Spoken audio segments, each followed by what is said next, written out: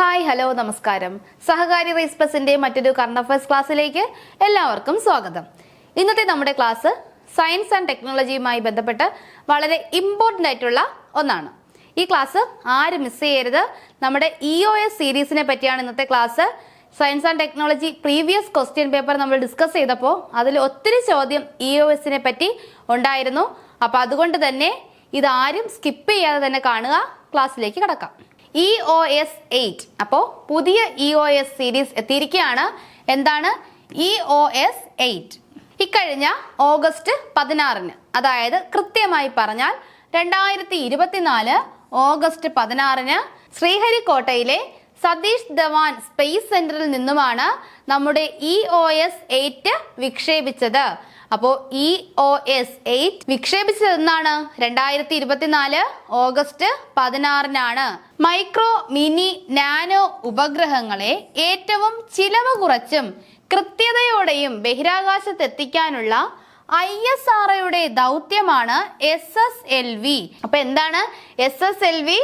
Micro mini nano ഉപഗ്രഹങ്ങളെ ഏറ്റവും ചിലവ് കുറഞ്ഞ രീതിയിലും കൃത്യതയോടെയും ബഹിരാകാശത്തെത്തിക്കുന്നതിനുള്ള ISROയുടെ ദൗത്യമാണ് നമ്മുടെ SSLV. അപ്പോൾ SSLVയുടെ മികവ് തെളിയിക്കപ്പെട്ടിരിക്കുകയാണ് EOS 8 വിക്ഷേപിച്ചതിലൂടെ.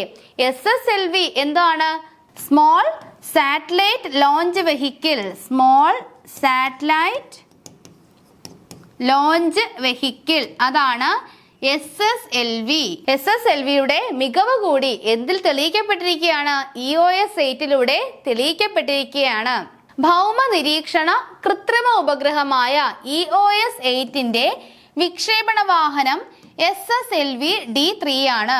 അപ്പോൾ ഒന്നുകിൽ EOS 8 വിക്ഷേപിച്ചത് എന്നൊന്ന് ചോദിക്കാം, അല്ലെങ്കിൽ തിരിച്ചും ചോദിക്കാം എന്താണ് SSLV D3 വിക്ഷേപിച്ചത് എന്ന്. ഇത് രണ്ടും ഓർത്തിരിക്കുക. SSLV D3 അല്ലെങ്കിൽ EOS 8. അപ്പോൾ EOS 8 എന്ത് തരം ഉപഗ്രഹമാണ്? ഭൗമ നിരീക്ഷണ ഉപഗ്രഹമാണ്. ഭൗമ നിരീക്ഷണ കൃത്രിമ ഉപഗ്രഹമാണ് EOS 8. ഇതിന്റെ വിക്ഷേപണ വാഹനമാണ് SSLV D3.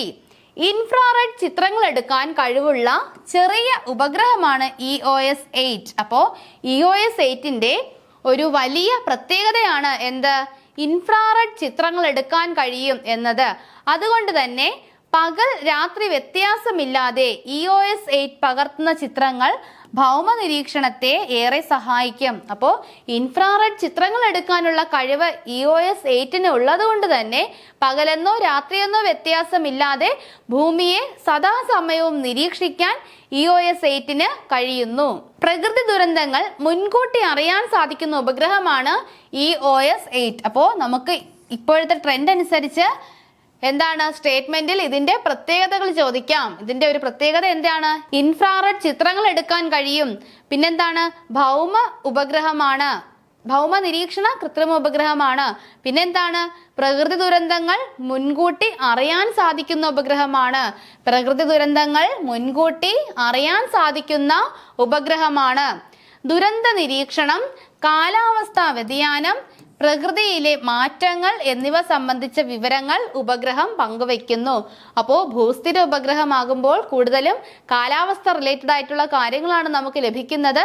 അതുകൊണ്ട് തന്നെ ദുരന്ത നിവാരണം, കാലാവസ്ഥാ വ്യതിയാനം, പ്രകൃതിയിലെ മാറ്റങ്ങൾ സംബന്ധിച്ച വിവരങ്ങൾ പങ്കുവയ്ക്കാൻ EOS 8-ന് സാധിക്കും. അത് നമുക്ക് വളരെ ഉപകാരപ്രദം തന്നെയാണ്. കാലാവസ്ഥയിലെ വ്യതിയാനവും പ്രകൃതിയിലെ മാറ്റങ്ങളും ഒക്കെ അറിഞ്ഞാൽ വയനാട് ദുരന്തങ്ങൾ പോലെയുള്ള വൻ ദുരന്തങ്ങൾ ഒഴിവാക്കാൻ നമുക്ക് സാധിക്കും. അപ്പോൾ ഈ ദൗത്യത്തിന്റെ കാലാവധി എന്താണ്? 1 വർഷമാണ്. വളരെ ചെറിയ ഒരു കാലാവധിയാണ് ഉള്ളത്. 1 വർഷമാണ്. സ്പേസ് കിഡ്സ് ഇന്ത്യ നിർമ്മിച്ച SR0D മോസറ്റ്. അപ്പൊ എന്താണ്? സ്പേസ് കിഡ്സ് ഇന്ത്യ നിർമ്മിച്ച SR0D മോസറ്റും ഭ്രമണപഥത്തിൽ എത്തിച്ചു. അപ്പോൾ EOS 08-നോടൊപ്പം സ്പേസ് കിഡ്സ് ഇന്ത്യ നിർമ്മിച്ച SR0D മോസറ്റും ഭ്രമണപഥത്തിൽ എത്തിച്ചു.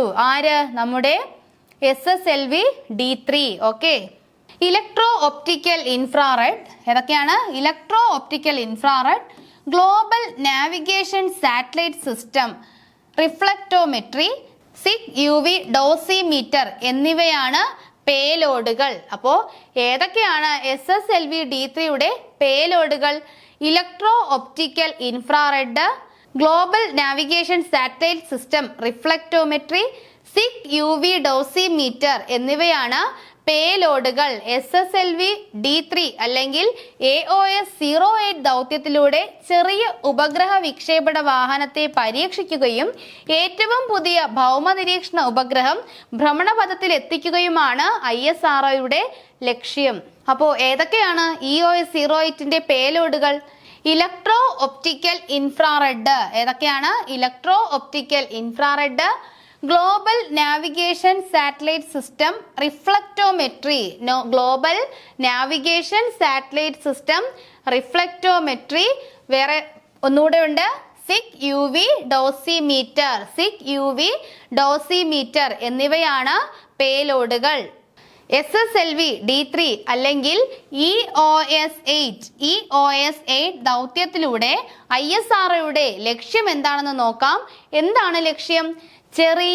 ചെറിയ ഉപഗ്രഹ വിക്ഷേപണ വാഹനത്തെ പരീക്ഷിക്കുകയും ഏറ്റവും പുതിയ ഭൗമ നിരീക്ഷണ ഉപഗ്രഹം ഭ്രമണപഥത്തിലെത്തിക്കുകയുമാണ് ISRO ലക്ഷ്യം വെക്കുന്നത്. അപ്പോൾ നമ്മുടെ EOS-8 അല്ലെങ്കിൽ SSLV-D3യിലൂടെ ISRO ലക്ഷ്യം വെക്കുന്നത് എന്താണ്? ചെറിയ ഉപഗ്രഹ വിക്ഷേപണ വാഹനങ്ങളെ പരീക്ഷിക്കുകയും ഏറ്റവും പുതിയ ഭൗമ നിരീക്ഷണ ഉപഗ്രഹം ഭ്രമണപഥത്തിൽ എത്തിക്കുകയുമാണ് ISROയുടെ ലക്ഷ്യം. എങ്ങനെയാണ്? നമ്മുടെ SSLV എന്നെ കേൾക്കുമ്പോൾ തന്നെ നമുക്കറിയാം ചെറിയ വിക്ഷേപണ വാഹനമാണ്. അപ്പോൾ അങ്ങനെയുള്ള ചെറിയ വിക്ഷേപണ വാഹനങ്ങളെ പരീക്ഷിക്കുകയും പുതിയ ഭൗമ നിരീക്ഷണ ഉപഗ്രഹങ്ങളെ വിക്ഷേപിക്കുകയുമാണ് നമ്മുടെ ISROയുടെ ലക്ഷ്യം. PSLVക്കും GSLVക്കും പുറമെ ISRO ഉപയോഗിക്കുന്ന വിക്ഷേപണ വാഹനമാണ് ഇതെന്ന പ്രത്യേകതയുമുണ്ട്. ഏതാണ്? PSLVക്കും GSLVക്കും പുറമെ ISRO ഉപയോഗിക്കുന്ന വിക്ഷേപണ വാഹനമാണിത്. ഏത്? നമ്മുടെ SSLV നമ്മുടെ ISROയുടെ ഒരു വിക്ഷേപണ വാഹനമാണ്. PSLVക്കും GSLVക്കും ഒക്കെ പുറമെ ISRO ഉപയോഗിക്കുന്ന ഒരു വിക്ഷേപണ വാഹനമാണ് ഇത്. SSLVക്ക് 2 മീറ്റർ വ്യാസവും 34 മീറ്റർ ഉയരവുമാണുള്ളത്. അപ്പോൾ വളരെ ചെറുതാണ്. 2 മീറ്റർ വ്യാസവും 34 മീറ്റർ ഉയരവുമാണ് SSLVക്ക് ഉള്ളത്. ചെറു ഉപഗ്രഹങ്ങൾ ഭൂമിയോട് ഏറ്റവും അടുത്തുള്ള ഭ്രമണപഥത്തിൽ എത്തിക്കുന്നതിന് അനുയോജ്യമായ വാഹനമാണ് SSLV. അപ്പൊ എന്താണ്? ചെറിയ ഉപഗ്രഹങ്ങളെ ഭൂമിയോട് ഏറ്റവും അടുത്തുള്ള ഭ്രമണപഥത്തിൽ എത്തിക്കുന്നതിന്, അപ്പോൾ ചെറിയ ഉപഗ്രഹങ്ങളെ ഭൂമിക്ക് ഏറ്റവും അടുത്തുള്ള ഭ്രമണപഥത്തിൽ എത്തിക്കുന്നതിന് ഏറ്റവും അനുയോജ്യമാണ് ഏത്? SSLV. ചോദ്യം വരാം. ഇങ്ങനെ ഒരു ചോദ്യം തന്നിട്ട് SSLV എന്നും PSLV എന്നും GSLV എന്നൊക്കെ ഓപ്ഷൻ ഇടാം. തെറ്റരുത്. ചെറിയ ഉപഗ്രഹങ്ങളെ ഭൂമിയോട് ഏറ്റവും അടുത്തുള്ള ഭ്രമണപഥത്തിൽ എത്തിക്കുന്നതിന് ഏറ്റവും അനുയോജ്യമായ വാഹനം ഏതാണ്? SSLV ആണ്. അപ്പോൾ SSLV-D3യിലാണ് നമ്മുടെ EOS-08 വിക്ഷേപിച്ചിരിക്കുന്നത്. 2024 ഓഗസ്റ്റ് 16 വിക്ഷേപിച്ചതെന്ന് മറക്കരുത്. ഇത്രയുമാണ് EOS-08നെ പറ്റിയും SSLV-D3യെ പറ്റിയുമുള്ള വസ്തുതകൾ. വരും ക്ലാസ്സുകളിൽ വളരെ ലേറ്റസ്റ്റ് ആയിട്ടുള്ള കറണ്ട് അഫയേഴ്സ് ഫാക്റ്റുകളുമായി വീണ്ടും കാണാം. ഇന്നത്തെ ക്ലാസ് ഇവിടെ അവസാനിക്കുന്നു. താങ്ക്